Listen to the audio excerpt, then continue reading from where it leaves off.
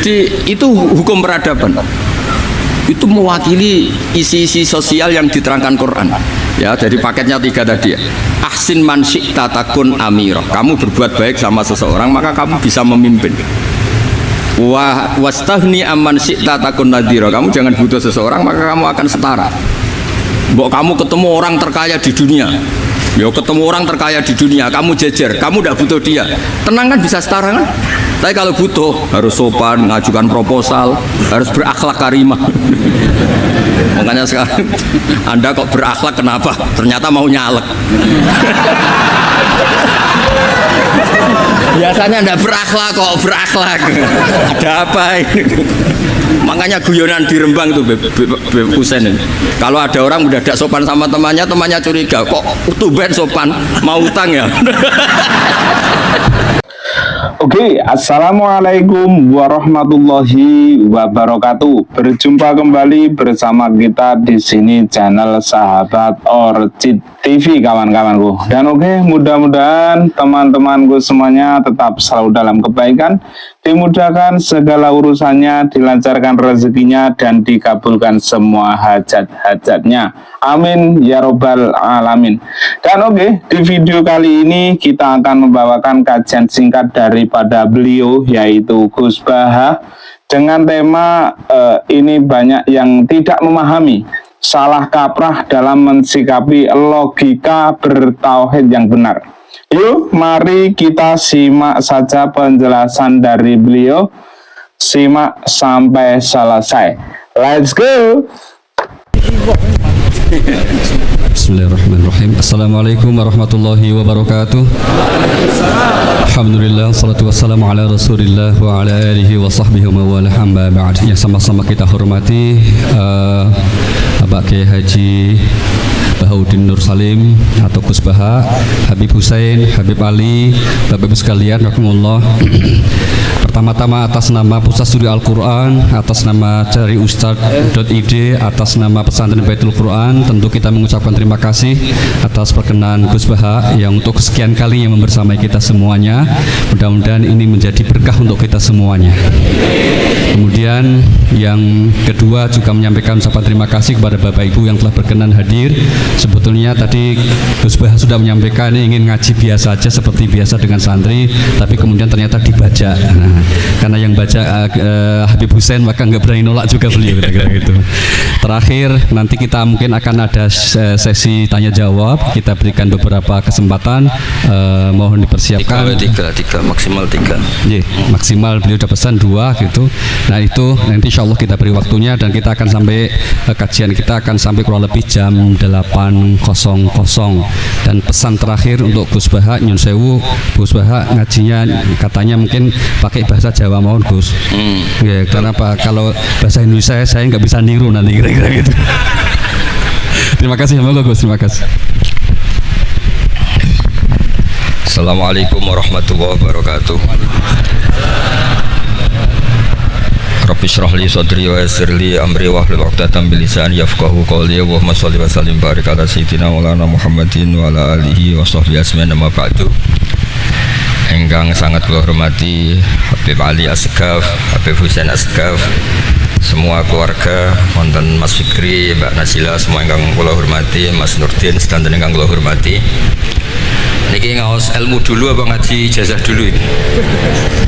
Sakar saja. Ini kok malah aneh. Buat urusan. Buatan Cek 1 2. Pakai ini aja, tidak usah ini aja.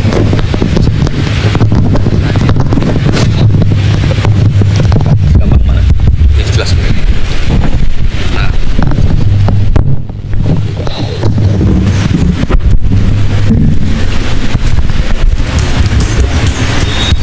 Ya, niki ngaji ilmu dulu, nanti bagian terakhir ijazah. Bismillahirrahmanirrahim. Ini riwayatul Bukhari. Haddatsana Abdullah bin Yusuf, haddatsana Les, haddatsana Sa'id al-Maqburi an Nabi Hurairah radhiyallahu anhu qala an-nabiy sallallahu alaihi wasallam. Ma minal anbiya'i nabiyyun illa qad u'tiya minal ayat ma mithluhu amana alaihil bashar.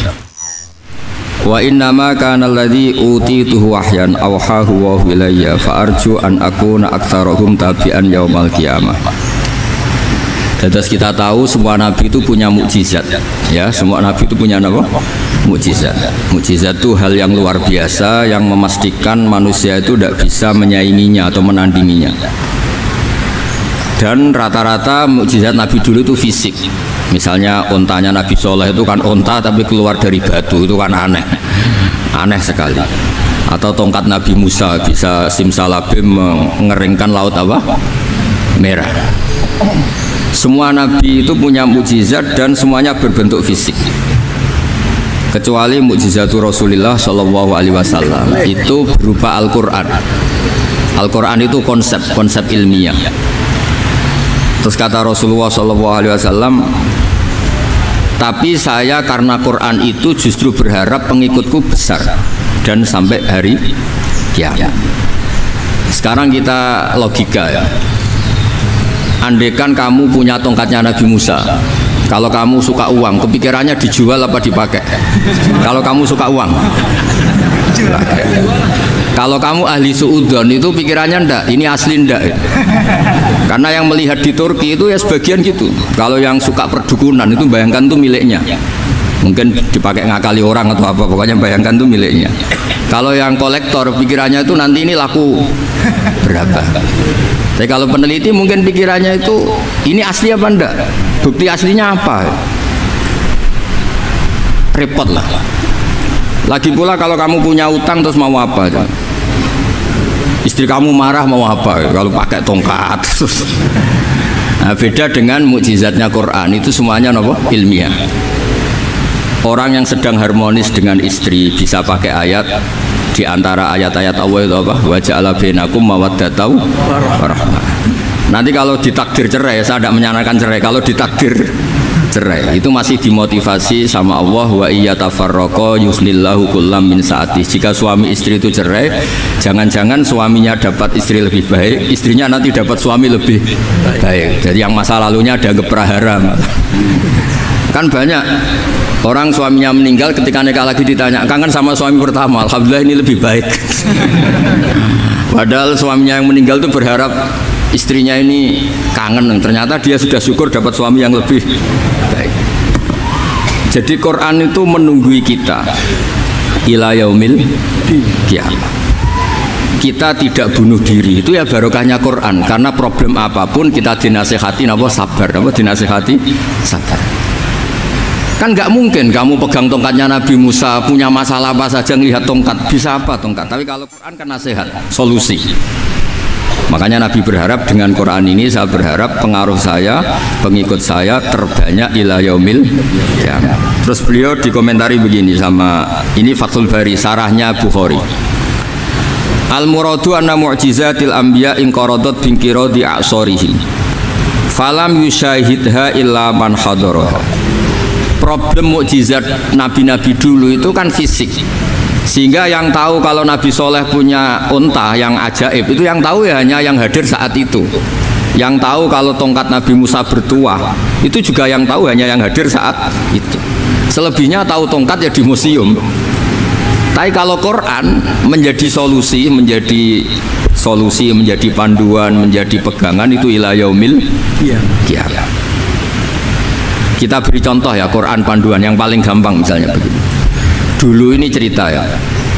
Dulu itu ada orang kafir cerdas namanya Jubair bin Mut'im. Itu saking pinternya dia, pinter juga tokoh. Itu sebagai delegasi pembebasan Asra Badrin. Jadi tawanan-tawanan perang Badar itu mulai dulu ya ada negosiasi mau dibebaskan. Terus orang-orang kafir ini menugaskan namanya Jubair bin siapa? Mut'im. Ini ada di Bukhari. Karena ini ngaji di Jakarta. Kalau orang nggak tahu hadis juga tanya ini sahih enggak? Wong nggak tahu kok tanya, itu aneh. Padahal kalau dibodoni itu ya nggak tahu. Tapi ya tetap tanya hadisnya ini sahih enggak? Ini kata kiai apa kata nabi ini hari. Memangnya kata nabi kamu dengar kan ya lewat kiai. Memang. Setelah itu Jubair itu datang ke Madinah. Dengerin, datang ke mana? Madinah. Kemudian dengar Nabi baca Wattur pas sholat maghrib. Jubair karena Nabi dulu nggak ada hotel, nggak ada pondok ya, pondoknya Nabi hanya sufah itu. Nabi baca maghrib, bukan diskusi, bukan debat, baca Wattur wa kitabim mastur fi raqim mansur wal baitil ma'mur wasaqfil marfu wal bakhril masjur terus. Kemudian sampai pada titik ayat am khuliqu min ghairi syai'in. Masa manusia atau alam raya yang maujudat, yang nyata, yang wujud nyata. Kemudian asal usulnya itu ketiadaan. Ini kan hadhil alam maujud, alam ini kan nyata. Masa sesuatu yang nyata penciptanya itu tidak nyata. Jadi nggak mungkin ada faham nihilisme. Kalau faham nihilisme berarti melahirkan teori begini. Al adamu yakhluqu maujudan, sesuatu yang tidak ada menciptakan yang itu kan akal nggak bisa nerima. Kalau sesuatu ini ada, penciptanya pasti ada. Terus akhirnya Jubair bin itu simpuh di depan Rasulullah terus bilang, ya Muhammad kada qalbi ayatir, hampir saja hati saya terbang. Kalau riwayatnya Imam Ahmad, faka'an nama sudi qalbi, hati saya ini hancur. Semua teori yang saya bawa untuk melawan kamu sekarang luluh semua, hancur semua. Yang benar adalah teori Anda bahwa Tuhan itu satu dan Tuhan itu ada sebelum semua makhluk. Coba kalau Nabi Muhammad ada Jubair bin Mut'im terus menyembunyikan tongkat dekat mihrab, terus dilihat ini apa, paling pikirannya ini dari kayu apa, terus yang bentuk tongkat itu tukang pemahatnya siapa, kok kurang keren, kalau di Blitar gimana ya, kan malah panjang. Kira-kira kalau mukjizat itu dari tongkat itu malah panjang lah pokoknya, panjang. Lagi pula kamu coba kan nggak ngarah mandi, itu yang mandi kan nabinya bukan tongkatnya. Coba tongkatnya Nabi Musa coba anak-anak beki itu dipakai mukul kucing aja tidak mesti mati itu. Jadi nggak jelas mukjizat-mukjizat seperti itu enggak. Tapi kalau Quran menunggui, sampai saking hebatnya Quran, teori rasionalitas, kampanye di mana-mana. Tingkat validitas, tingkat kebenaran Quran itu bahkan bisa diuji tanpa membuktikan. Tanpa apa? Membuktikan. Cukup pakai akal. Saya tidak bosan-bosan cerita ini karena ini khazanah kita. Di kitab Nailul Ma'mul itu, di kitab usul fikih, saya berkali-kali cerita ini karena ini untuk menunjukkan bahwa Quran itu liqaumi ya'qilun, liqaumi yatafakkarun. Ada seorang kiai, seorang ustadz, kiai dulu itu emang orang soleh, alim terus jadi kiai. Kalau kiai sekarang tuh macam-macam, nganggur terus ingin jadi kiai, terus daftar gitu. Ada lowongan di yayasan, masuk ingin jadi ustadz karena dengar ada gajinya. Dulu tuh ada seperti itu, udah. Makanya dulu tuh kalau ustadz kiai pasti soleh karena dia alim terus ingin orang lain tuh mendapat ilmunya. Kalau sekarang nggak ada yayasan sehat, guru gajinya sekian, yang nggak ingin jadi ustadz tuh daftar karena ada gaji. Apalagi ada kabar, ada gaji, ada mes, ada wah yang daftar banyak. Tapi mentalnya ada kiai sebetulnya. Ya kalau sampean tanya itu baik bagus ya, setengah baik. Ya maksudnya setengah baik ya ada baiknya lah, namanya profesi ngajar itu kan baik. Tapi setengah saja karena motifnya itu nyari gaji, bukan ingin mencerdaskan umatnya Rasulullah SAW. Itu Imam Amudi itu guru matematika. Saya nggak bosan-bosan cerita ini, guru matematika. Muridnya sampai takut, ini masuk surga ndak? Kiai kok ndak ngajarin istighosa atau tahlil, malah ngajarin apa? Matematika. Beliau meninggal terus muridnya tanya, ma fa'alallahu bik, kira-kira gitu. Apa yang dilakukan Allah? Allah nyambut Anda gimana? Terus kata Imam Mahmudi, bagus saya disuruh ngajar malaikat, karena malaikat kan tidak pernah kayak anak beki gini ngaji gini. Malaikat itu tidak pernah ngaji, dia iman saja karena tahu surga, tahu neraka, terus iman gitu aja. Jadi imannya malaikat tuh nggak keren kita. Imannya loh, itu yang ngendikan Nabi loh, tidak saya. Nabi pernah tanya sama sahabat, iman yang paling keren siapa? Jawabannya sahabat, malaikat. Ya ndak karuan malaikat iman, dia yang tahu surga neraka, tahu segalanya, masa ada ndak imannya? Pasti iman lah katanya.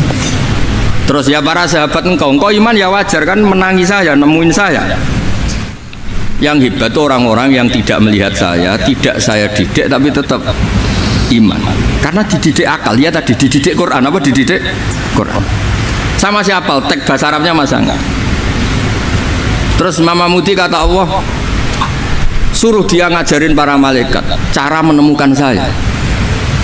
Malaikat dikumpulin, terus Imam Mudi disuruh ngajar. Sama singkat kata-katanya Allah di mimpi itu. Istadilla ala wahdaniyati bihadrati malaikati, tolong ajarkan cara menemukan saya padahal Anda ini manusia yang tidak melihat saya. Anda di Jakarta kan hanya gedung-gedung, paling jadi khayal, terus nikmat lah, Anda ikut punya tapi ikut nikmat. Itu orang desa-desa kalau ke Jakarta itu pokrol, wah di Jakarta itu gedungnya tinggi-tinggi, tidak kayak kampung sini, lo ikut punya ikut bangga. Di Jakarta orangnya cantik-cantik, tidak kayak orang sini, padahal dia ya dapat orang cantik gitu. Jadi Allah tuh saking pinternya, miskin-miskin ya bisa berkhayal dan bahagia. Nah, itu alhamdulillah betul. Akhirnya itu apa ini anak-anak begini saya tak niati ngajar standar anak-anak akademik. Terus pertama yang diajarkan hanya bilang gini, sama siapa teknya? Ya malaikat wahai para malaikat. Terus beliau bilang, nisbatus naini wassalasah ila ma la nihayata lahu nisbatul far'i ilal asli. Angka itu jumlahnya berapapun, 2, 3 sampai triliunan, semuanya itu nisbatul far'i ilal asli, binisbat ilal wahid nisbatul far'i ilal asli. Angka 2 ya cabangnya 1, 3 ya cabangnya 1, 1 triliun ya cabangnya 1. Tetap yang asal usul adalah angka 1. Itu nangis semua malaikat. Coro Jawa itu mandekman kue iman koyo imanku. Makanya imannya umatur. Oke kawanku, jangan cuma berhenti di sini karena ngaji kui penting kata Gus Bahaya. Penuh tawa tapi banyak makna, penuh teka-teki tapi mengandung arti. Mari kita selesaikan kajian singkat daripada beliau yaitu Gus Bahaya. Let's go. Rasulullah Shallallahu Alaihi Wasallam itu PD-nya yakinnya kayak imannya malaikat kalau Tuhan itu 1, karena angka gak bisa dimulai kecuali dengan angka 1. Makanya nisbatus naini wassalasah ila ma la nihayata lahu iku nisbatul far'i ilal asli. Semuanya itu nisbatnya cabang ke induk. Berarti semua alam raya ini tetap asal usulnya 1, yaitu qul huwallahu ahad. Nah, itu namanya akal. Umatnya Rasulullah itu ditinggali mukjizat akal lewat panduan Quran, sehingga meskipun kita tidak menangi Rasulullah, tidak menangi sahabat, kita tidak tahu malaikat Jibril, tapi cara iman kita ini tidak kalah keren. Yakin hakul yakin. Terus kedua, gambar.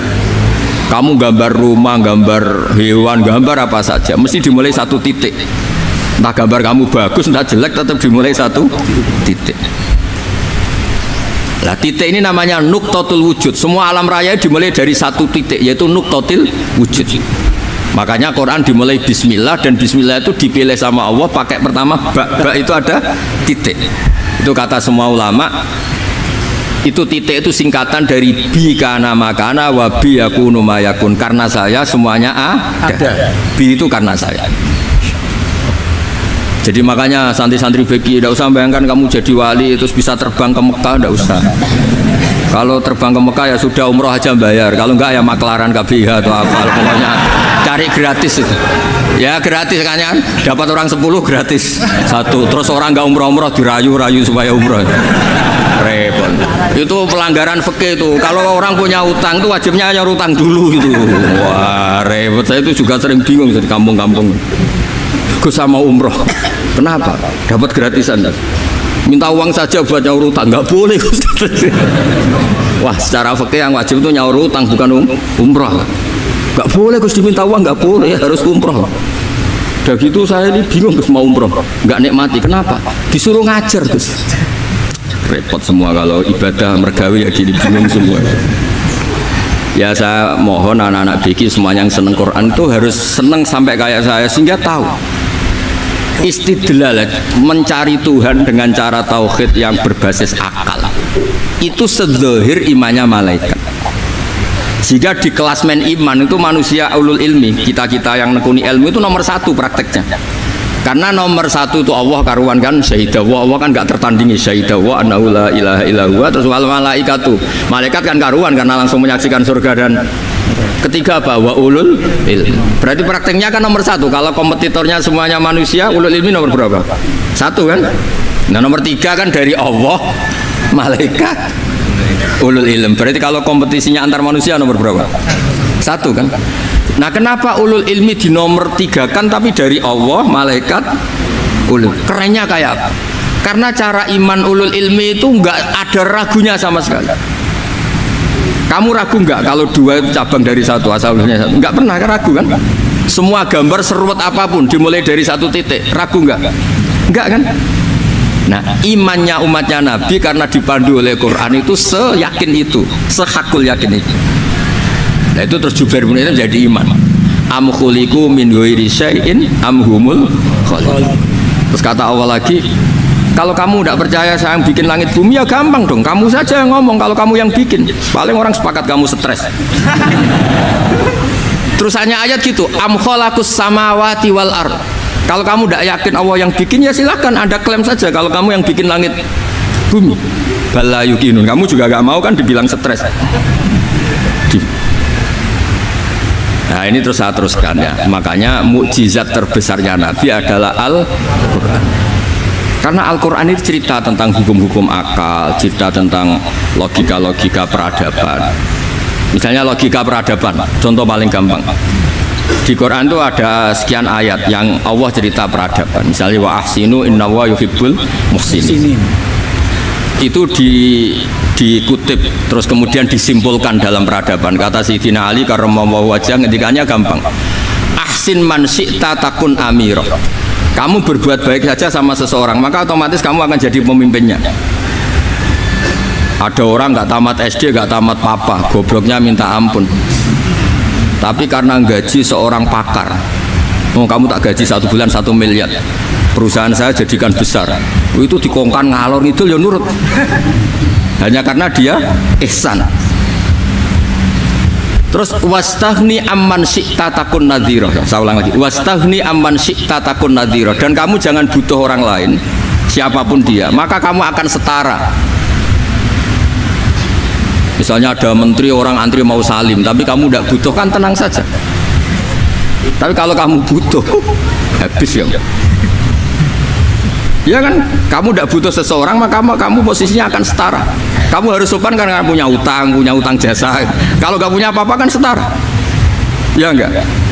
Misalnya kamu jajar rektor atau jajar menteri, jajar apa saja. Kalau kamu tidak punya utang kan, kamu jajar menteri tidak punya utang. Sama jajar satpam tapi punya utang, takut mana?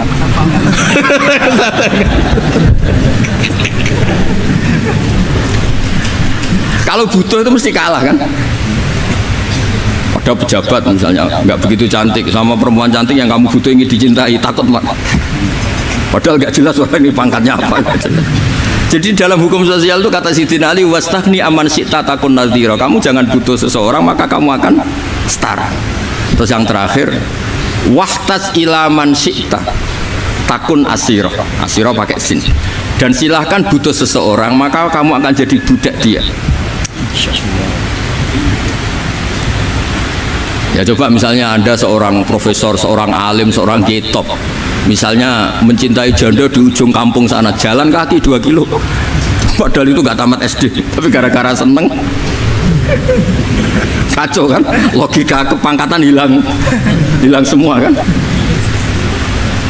Jadi itu hukum peradaban. Itu mewakili isi-isi sosial yang diterangkan Quran. Ya, dari paketnya 3 tadi ya. Ahsin man syi'ta takun amirah. Kamu berbuat baik sama seseorang maka kamu bisa memimpin. Wastaghni amman syi'ta takun nadhira. Kamu jangan butuh seseorang maka kamu akan setara. Mbok kamu ketemu orang terkaya di dunia. Ya ketemu orang terkaya di dunia, kamu jejer, kamu tidak butuh dia. Tenang kan bisa setara kan? Tapi kalau butuh harus sopan, mengajukan proposal, harus berakhlak karimah. Makanya sekarang Anda kok berakhlak kenapa? Ternyata mau nyalek. Biasanya Anda berakhlak kok berakhlak. Ada apa ini? Makanya guyonan di Rembang itu Beb Husen ini. Kalau ada orang udah tidak sopan sama temannya curiga, kok tumben sopan, mau utang ya?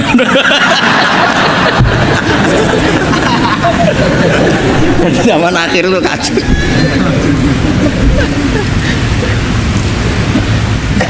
Ya di semua daerah gitu ya sama Pak Rektor ya. Kalau ada teman biasanya nggak sopan kok Sopan itu temannya curiga. Ini Pak Rektor UI ini kok tumben sopan, ada apa ya? Karena di mana-mana orang butuh itu pasti beretika. Kamu punya teman paling berdua, kalau mau utang berakhlak gak? Atau misalnya kamu punya adik cantik terus punya teman berdua, kalau cinta adik kamu berakhlak gak? Biasanya nggak sama sekali gak berakhlak. Gara-gara butuh menjadi berakhlak. Ya jadi hukum sosial itu ya kuncinya 3 tadi. Ahsin man syi'ta takun amira, wastaghni amman syi'ta takun nazira. Terus wahtas ila man syi'ta takun asira. Kalau kamu butuh seseorang pasti kamu dibikin hina. Asir itu tawanan. Nah, Quran itu bicara sosial itu lengkap. Dan itu yang nunggui kita. Kita punya tetangga yang kurang baik, ya seneng. Punya tetangga baik, ya seneng. Kata Imam Syafi'i, saya berkali-kali cerita, ya, kok seneng semua Imam Syafi'i? Ya bagus lah, kalau yang seneng saya enak lah, dijak jagongan, dijak ngopi enak lah. Yang nggak seneng saya, gak ngarah utang. Uang itu nak, kamu punya tetangga gak seneng kamu, aman kan? Aman. Gak akan pinjem uang kan, pinjem mobil, nggak seneng kok. Makanya Imam Syafi'i itu kalau ngedikan luar Syafi'i, diceritain orang, ya Aba Abdillah bagiannya, ya Aba Abdillah orang itu gak seneng kau, bagus lah. Loh kenapa bagus? Waman asa'a ilaika faqad atlaqaka. Orang yang nggak seneng kamu maka membebaskan kamu. Nggak akan pinjam uang, pinjam mobil, nggak akan ganggu waktu kamu, kan nggak seneng. Justru yang seneng-senengi masalah pinjam terus. Imam Syafi'i itu orang yang anggap dunia itu selesai. Ada yang cerita, ya Aba Abdillah, orang yang tadi cium tangan engkau, yang hormat engkau, di luar maki-maki engkau, ngerasain engkau, ngata-ngatain engkau. Ya bagus lah. Kok bagus gimana? Berarti saya wibawa, depan saya tidak berani ya. Berarti saya wibawa, di depan saya tidak berani. Berarti itu makomnya sudah kulillah sumadarhum fi khawdihim yal'abun. Sudah dunia itu selesai, sudah agak penting semua. Nah itu kalau kamu anak-anak beki ahli Quran, sudah ayatnya kulillah sumadarhum fi khawdihim yal'abun. Sudah lihat Allah saja agak penting, makhluk-makhluk itu udah makhluk semua agak penting, sepenting Allah. Nah kita ini ditunggoni mukjizat seperti itu. Bayangkan misalnya kita ditunggoni tongkatnya Nabi Musa. Saya ngajar di sini terus ini tongkat. Terus nanti yang tanya, Gus itu kayu apa Gus? Nanti yang kolektor tanya itu harganya berapa Gus?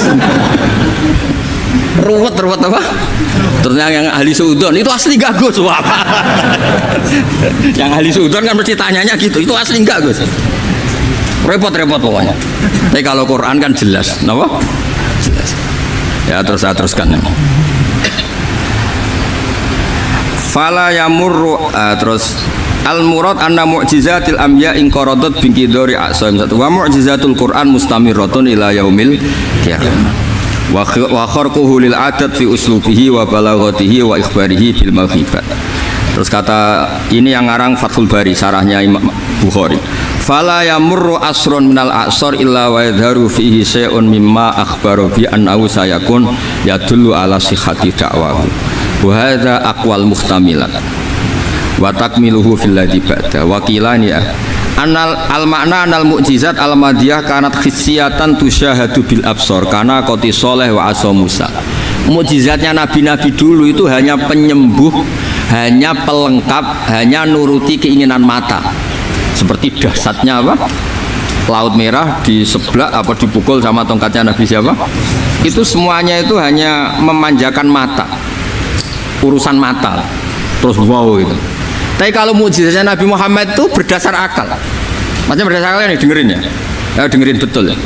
Ketika Laut Merah terus tersibak kan, wow itu keren kan?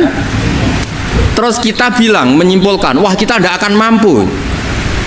Itu bodoh sekali kesimpulan kita tidak akan mampu. Meskipun bikin nyamuk Anda juga tidak mampu. Loh, untuk memutuskan tidak mampu saja kok sampai pertunjukan seperti itu tuh laupo, cek goblok gitu. Nah kalau kita karena umat yang pinter untuk memaksa kita nggak mampu, Allah bilang innallaha la yastahi ayadriba mathalam ma ba'udah. Kita melihat nyamuk langsung berkesimpulan tidak mampu. Saya berkali-kali cerita, nyamuk itu sudah kecil, masih punya urat, uratnya kayak apa? Masih punya kuman, kumannya seberapa? Ya enggak? Nyamuk itu kecil, punya organ tubuh. Organ tubuhnya punya urat. Itu kalau kamu pinter, antara tongkatnya Nabi Musa menyibak Laut Merah sama nyamuk itu sama-sama berkesimpulan melahirkan satu paham bahwa kita tidak. Loh, untuk memaksa tidak mampu saja kok nunjuk pertunjukan ada onta keluar dari batu Nakotu Soleh, ada tongkat yang bisa mengeringkan laut merah. Cik goblok ya. Nah kita alhamdulillah tidak sejenis goblok yang seperti ini. Untuk ikrar bahwa Allah itu hebat ala kulli syai'in, cukup lihat nyamuk, kagum kan? Sudah tidak usah bikin hidup. Saya berkali-kali mencontohkan. Para pemahat tak suruh bikin patung gajah itu mampu, tak suruh bikin patung nyamuk kalau bisa. Nyari materi dari apa coba? Gampang mana bikin patung gajah sama patung nyamuk? Gajah, makanya Allah bikinnya contoh itu untuk ijaz itu pakai nyamuk bukan pakai gajah. Itu kalau ustadz-ustadz yang agak jorok malah contohnya nyamuk Gus. Itu kecil. Itu kayak apa? Di dalamnya dia hamil. Itu anaknya kecil lagi, telurnya kecil lagi, itu gimana itu cara bikin ini? Makanya di sini ada kitab Itqan, itu komentarnya itu lucu. Ini kitab Al-Itqan karangannya Imam Suyuti. Ini persis komentar saya tadi yang kata Imam Suyuti, pengarang kitab Itqan. Wa ya imma khissiyah wa imma akliyah. Jadi mukjizat itu ada yang fisik, bisa dilihat indra, panca indra, bisa dilihat akal. Wa aktsaru mu'jizati Bani Israil kanat khissiyah li baladatihim. Balada itu goblok, wa qillati basairihim. Dasar wong goblok. Mukjizat kok ngenteni sing wow. Maksudnya dasar untuk ngakui Allah hebat saja kok nunggu hal-hal yang seperti itu gitu. Paham gitu? Mergo likil latin apa aklihim wa aksaru mu'jizati hadil ummah akliyatun li farati dzakaihim wa kamali afwahihim. Dan mukjizatnya umat ini semuanya berdasar akal karena sudah cerdas. Jadi andaikan kita melihat tongkatnya Nabi Musa menyibak Laut Merah dengan melihat nyamuk, kesimpulan kita sama-sama wow, sama-sama keren, sama-sama memastikan kita tidak mampu. Makanya terus Quran menerangkan wa ma min dabatin fil ardi wala ta'iri yatiru bi janahihi illa umamun amsalukum. Jadi keseharian kita lihat burung kok terbang. Itu sudah ayatun min ayatillah. Paham ya? Dados niki kudu bangga ditunggoni napa Quran, nggih ditunggoni napa Quran. Wa mu'jizatul Quran tusyahadu bil basirah fayakunu mayattabi'u li ajlihi aksar. Terus li annal ladzi yusyahadu bi ainir ra'si yang qaridu bingkiradi musyahidi. Sesuatu yang tampilan dahsyatnya itu disaksikan mata, maka itu bisa habis. Era tongkat Nabi Musa seperti itu habis enggak? Bisa mengeringkan Laut Merah, habis kan? Tapi era mukjizatnya Quran ila yaumil qiyamah. Ya contoh sosial, saya kembali lagi ke sosial. Kamu punya teman awet atau punya istri awet, itu konsepnya ya wal kadhiminal ghaidz, itu agak gampang tersinggung.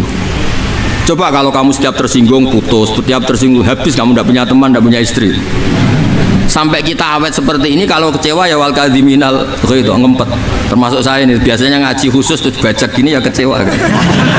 Tapi barokahnya diwarai Quran wal kadhiminal ghaidz, ngempet Gus, ngempet. Terus kecewa sama teman, kenapa tidak putus? Karena wal afina aninna, sudah kalau kecewa maafkan. Coba kalau kita kecewa presiden demo, kecewa menteri demo, kecewa orang tua minggat, ya kalau dicari, kalau tidak kan malu. Saya itu punya teman tak tanya, kecewa besar sama bapak itu, kenapa tidak minggat? Malu. Kenapa malu? Takut nggak dicari. Itu orang tuh paling malu itu kalau keluar dari rumah nggak dicari. Saya punya teman lagi, saya ini takut mati Gus. Kenapa? Takut istri saya tidak nangis Gus. Itu kematian terburuk itu kalau sudah mati tahu istrinya tidak nangis, itu malu betul itu. Makanya jangan mati, pokoknya pastikan orang sekeliling Anda nangis itu baru berani mati, kalau tidak jangan. Ya, jadi mukjizatnya Nabi itu luar biasa. Walladzi yusyahadu bi'ainil aqli bakin yusyahiduhu kullu man jaa ba'dal awali mustamirran. Sesuatu ilmiah, sesuatu agama atau apa saja yang logis itu akan abadi ila yaumil. Kayak tadi ketika kita kecil diajari apa? Wujud, kidam, baqo, mukhalafatul hawadisi, qiyamuhu binafsihi, wahdaniyat, qudrat, iradah. Itu ila yaumil qiyamah. Karena kita pasti punya logika tadi, masa alam raya yang maujud didahului ketiadaan. Kemudian ketiadaan ini kita rumuskan, ketiadaan inilah yang bikin alam raya. Di mana-mana nihilisme, ketiadaan, ya layu asfiru say'an, namanya tiada, ya tidak punya akibat apapun. Yang punya akibat apapun ya sesuatu yang wujud. Loh, itu kan ila yaumil qiyamah, sampai kapanpun teori itu akan nunggui kita ila yaumil qiyamah. Tapi kalau tongkat Nabi Musa ketika kita tidak melihat kan punya alasan tidak ngandel, Musa tidak tahu. Tapi kalau kamu seperti ini, orang paling mulhid sekalipun, paling ateis sekalipun, terus ditanya, bisa nggak Anda mulai angka di luar angka 1? Tidak bisa kan? Makanya benar Imam Amudi tadi ketika diminta Allah, istadilla ala wahdaniyati bi hadrati malaikati, tolong ajarkan kenapa manusia begitu yakin kalau saya ini satu, padahal mereka tidak melihat saya. Terus beliau ngendikan apa? Nisbatus naini wassalasa ilal wahid nisbatul far'i ilal asli. Angka 2, 3 sampai enggak terbatas, semuanya dibanding angka 1 itu nisbatul far'i ilal asli. Semuanya itu cabang dari angka 1. Itu mbok siapapun enggak usah ditunggoni nabi, enggak usah ditunggoni wali. Logikanya akan seperti itu. Itu yang dimaksud apa? Walladzi yusyahadu bainil aqli bakin yusyahidu kul man ja'a badal awal mustamir. Ya ini masih ada waktu seperempat, ini ijazah. Kalau ijazah nggak boleh tanya, ijazah ini. Dan itu yang fotokopi lebih besar itu ijazah. Oke, terima kasih kawanku sudah mendengarkan kajian singkat daripada beliau sampai dari awal sampai selesai. Mudah-mudahan kita bisa mengambil ibroh dalam mengkaji kajian singkat daripada beliau. Walaupun kita ngaji lewat YouTube, mudah-mudahan kita diakui sebagai murid beliau. Amin. Dan oke, buat kawan-kawanku semuanya, jangan lupa like and subscribe dan nyalakan tombol notifikasinya biar apa? Biar tidak ketinggalan video-video terbaru dari channel ini yang kita selalu menampilkan kajian-kajian daripada beliau ini. Mungkin begitu saja saudaraku semuanya, terima kasih banyak. Wassalamualaikum warahmatullahi wabarakatuh. Bye bye.